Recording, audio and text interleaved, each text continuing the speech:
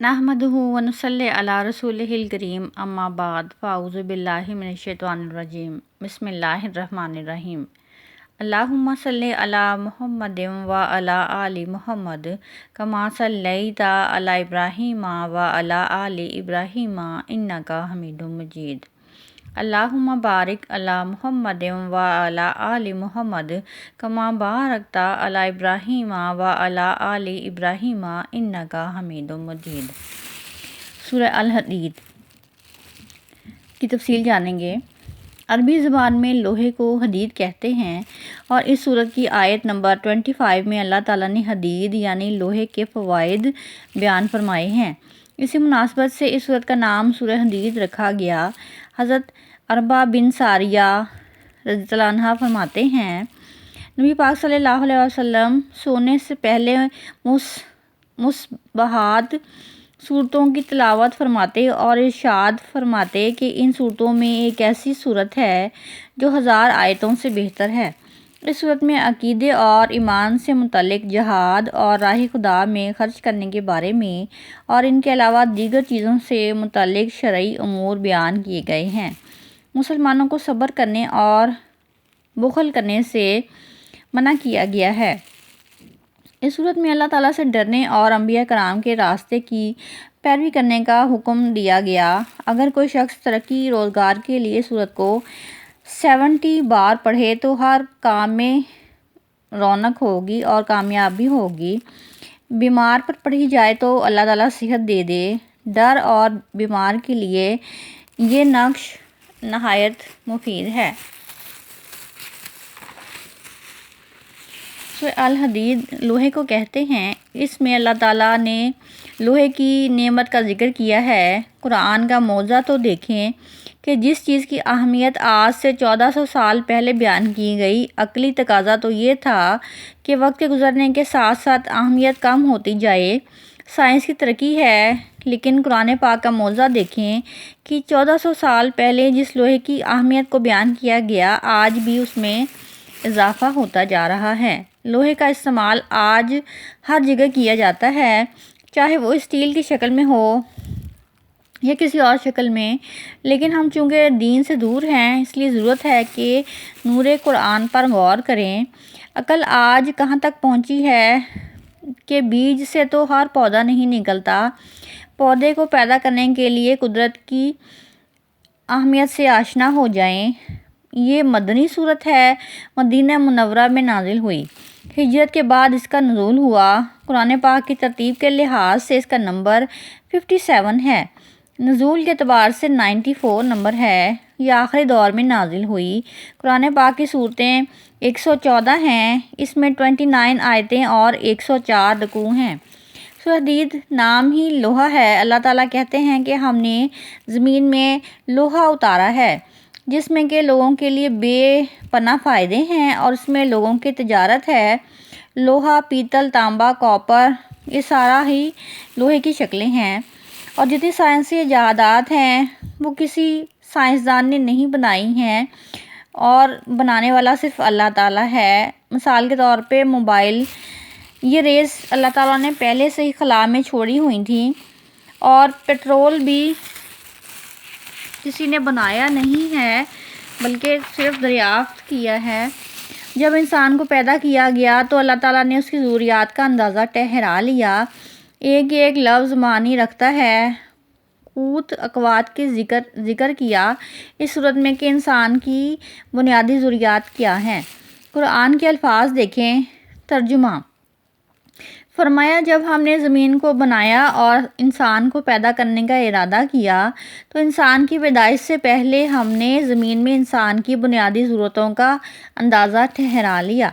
इंसान तरक्की करते करते लोहे तक पहुंच गया। लोहे के हथियार, बर्तन बनाए और लोग जब समंदर पार गए तो उन्होंने कश्तियाँ बना ली राब्ते के लिए और समुद्र के अंदर कश्तियाँ चलाना शुरू कर दी। ज़मीन से लोहे को निकाल कर लोहे के जहाज़ बनाने शुरू कर दिए। सूरह हदीद में सूरह तहरीम तक 27वें पारे की आखिरी सूरत है। मुसलसल 10 सूरतें हैं। सूरतों की तादाद के हिसाब से ये मदनी सूरतों का سب سے بڑا گلدستہ ہے قرآن پاک میں سورۃ البقرہ، سورۃ النساء، سورہ آل عمران، سورہ مائدہ۔ یہ 4 صورتیں ہیں جو کہ 6.25 پارے پر محیط ہیں۔ پھر سورہ انفال، سورہ توبہ 2 صورتیں ہیں، پھر سورہ نور ہے، پھر سورۃ احزاب ہے، پھر 3 صورتیں ہیں، سورہ محمد، سورہ فتح، سورۃ الحجرات، یہ 10 صورتیں ہیں۔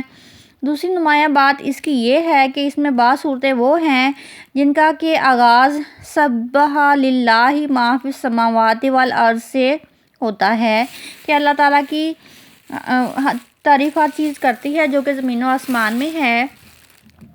تسبیح کا ذکر فعل حال اور فعل مضارع میں بھی ہے۔ فعل عربی زبان میں حال اور مستقبل دونوں کو کور کرتا ہے، گویا کہ زمان و مکان کا پورا احاطہ ہو گیا۔ جو کچھ آسمانوں میں ہے اور جو کچھ زمین میں ہے وہ اب بھی اللہ تعالیٰ کے قبضے میں ہے اور ہمیشہ تک یہ رہے گا۔ مسبحات صورتیں 5 صورتیں ہیں، وہ صورتیں جو کہ تسبیح باری تعالیٰ کے ذکر سے شروع ہوتی ہیں۔ بعض لوگ اس میں سورۃ الاعلیٰ کو بھی شامل کرتے ہیں۔ تیسری بات جو کہ مضامین کے اعتبار سے ہے، زمانہ نزول آپ صلی اللہ علیہ وآلہ وسلم کا جو مدنی دور ہے سیرت مبارکہ کا، اس کا نصف آخر ہے۔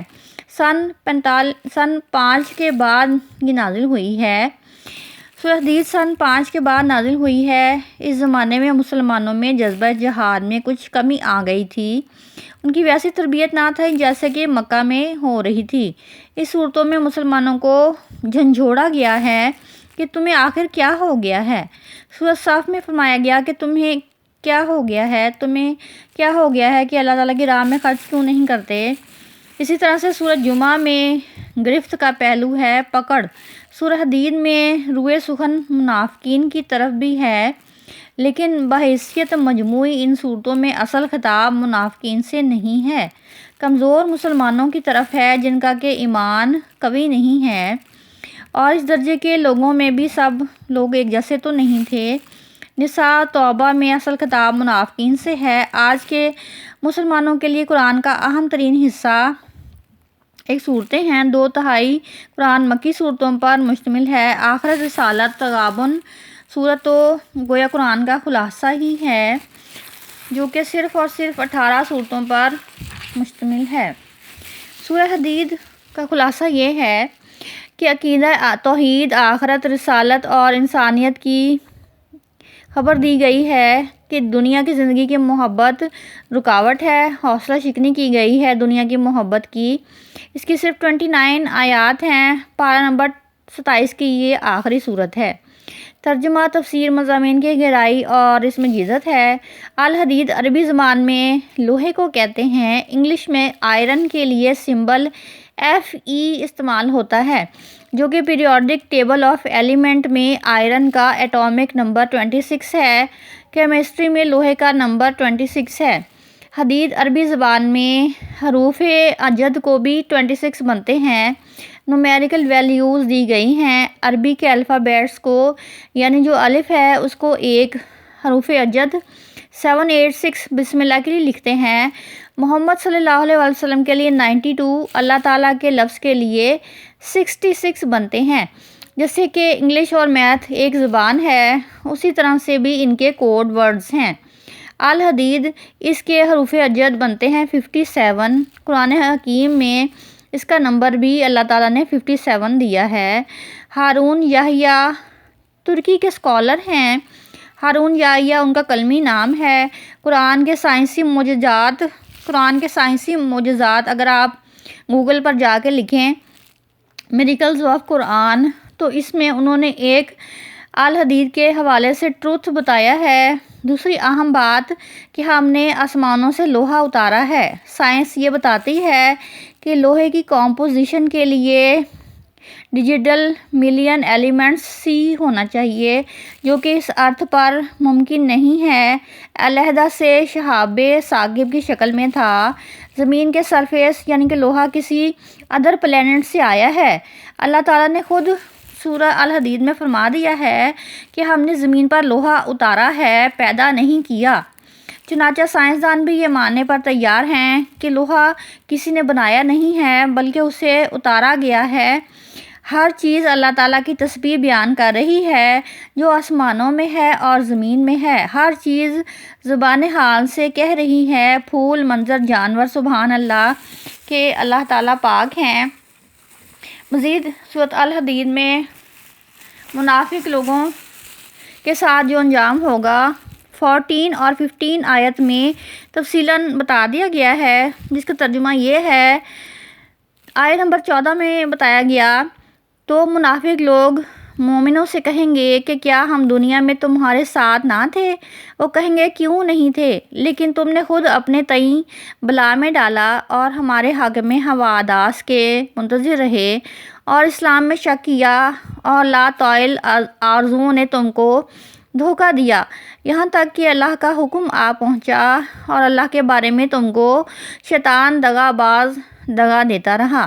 آیت نمبر 15 کا ترجمہ ہے، تو آج تم سے معاوضہ نہیں لیا جائے گا اور نہ وہ کافروں ہی سے قبول کیا جائے گا، تم سب کا ٹھکانہ دوزخ ہے کہ وہی تمہارے لائق ہے اور وہ بری جگہ ہے۔ وآخر دعوانا ان الحمدللہ رب العالمین۔